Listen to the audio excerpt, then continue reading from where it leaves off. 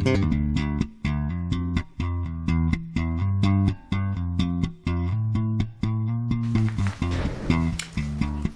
everybody, welcome back to The Cursing Seamstress. I'm back in my sewing room again. It's a mess, you can see. It is desperately in need of attention.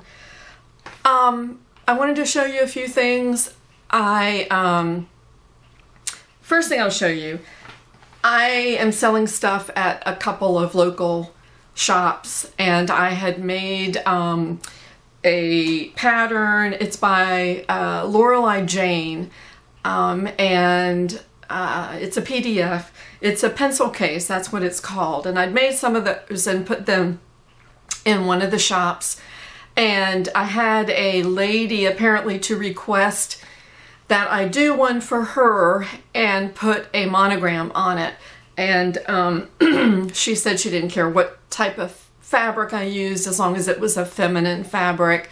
She wanted an M on it. So yesterday I did that, and this is what it looks like. This is leftover fabric from a thrift store, and you've seen it before. I made a blouse out of it, and I might have made a skirt. I can't remember.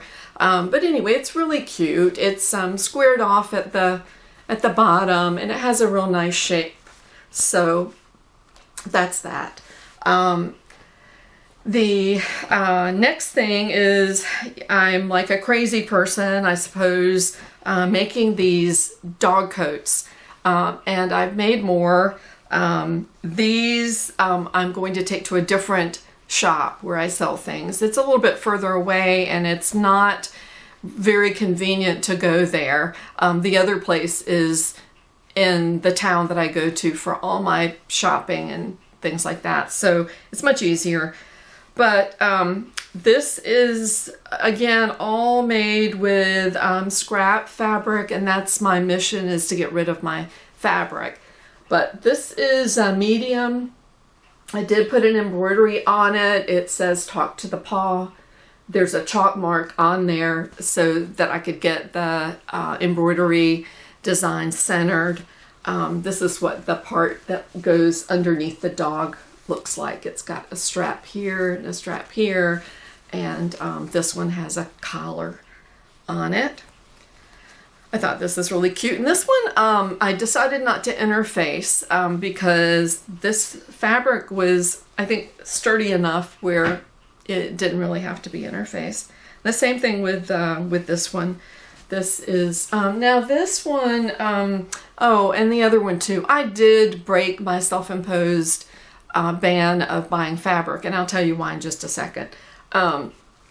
This one is an embroidery design, I Love You, and this is the fabric that I bought from Walmart, and the back or the bottom of it is this gray color.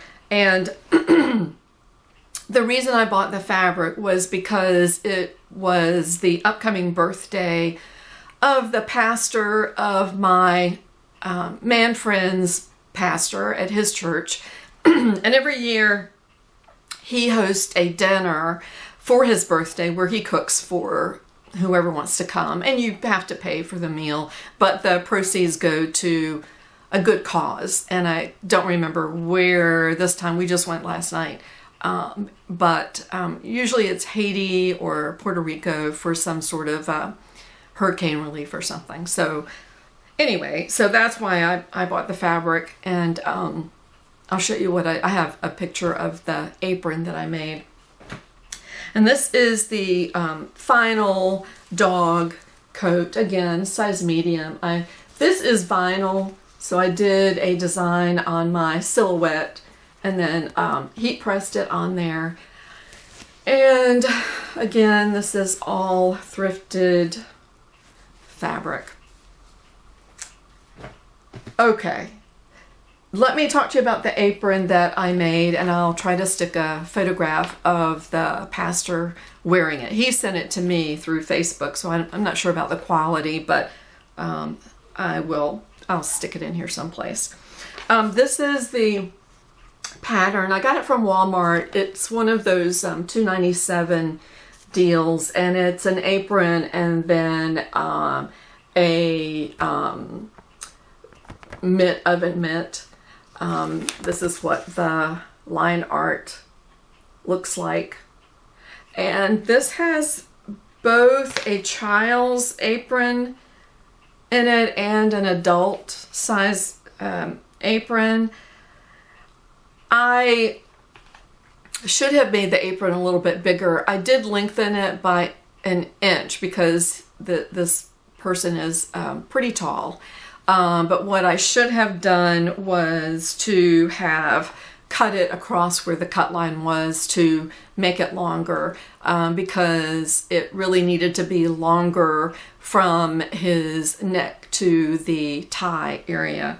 What's a little bit different about this apron is there is a facing across the neck and down this curved edge, and that facing is also a channel for the strap. So you have a long strap that goes from the end of the waist tie through the channel, up around the neck, down the curve again, and back out to where the tie would tie in the back.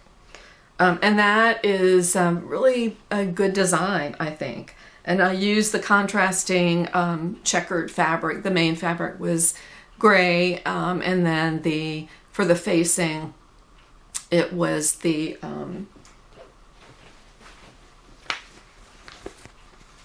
this fabric right here.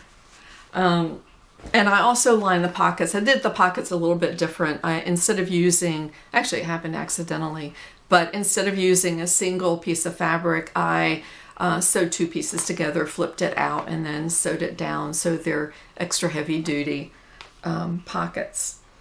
And on it I embroidered something. He is a Monty Python fan, so I embroidered on the bib part, I'm a lumberjack and I'm okay.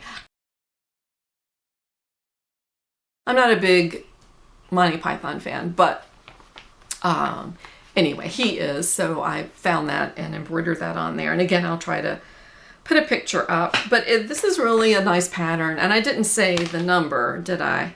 It's L9444. So if you want a nice, easy pattern, this is simple. Okay, so I bought that fabric specifically to make the apron and then used the leftover pieces to make dog coats. But I volunteer at our local restore for Habitat for Humanity, and my job is to take photos of some of the things that they have in the shop. Every 2 to 4 weeks I'll go in and take pictures and put them up on their Facebook page. And it really works. People will see that, the people who subscribe, and they do like and they share, and things move pretty well when they're put up.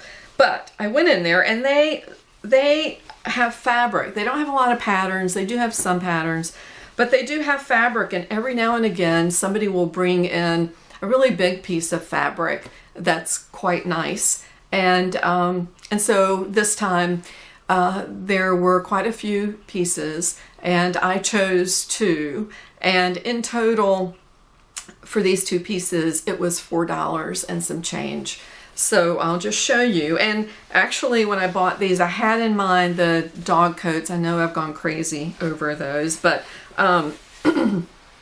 these are mid to heavier weight cotton. And this is one piece. It's paisley blue and pink and green. It's very spring-like, and it is, I guess I would say, I didn't measure, but it's probably a good 2 yards of fabric. And I also thought the dog coats or another apron out of this. It's not, I don't know, clothing wise, I'm not really sure for me that it would make anything that I would be too keen on wearing. But it's heavy enough for a skirt, but I don't think that print and I would get along that great. The other piece that I got is really beautiful. This, excuse me. This is a Robert Kaufman. I'm just looking at the selvage. Copyright Kaufman fabric soil and stain repellent finish, made in the USA. And this is really pretty. It's just these football shapes and rectangles mixed in. And the background is not white. And you can tell it here. This is white. This is the background. It's a cream color. And again with this is the same weight as the other fabric. It's medium to heavy weight. And I think there's probably 2.5 yards of this. And with it being a soil resistant fabric, I think this would be perfect for an apron or a dog coat, or pillows. Yeah, I think there's over 2 yards of this here. So, I mean, this is averaging at $1 a yard, less than $1 a yard. So, so I did lift that band, and I am going to use this fabric up. I'm not going to let it hang around a long time, which is something I've been guilty of doing for way too long. So that's it. I don't have anything else. I'm on my way out to, oh, this is the Nancy Raglan t-shirt from 5 out of 4 Patterns. I love this shirt. It's great. It's made out of, oh, I forgot what it's made out of, French terry. And it's just very comfortable. I really like it a lot. I'm just wearing jeans. So at my church we can wear whatever. So that's it. I hope you guys are doing well. And I will talk to you soon. Bye-bye.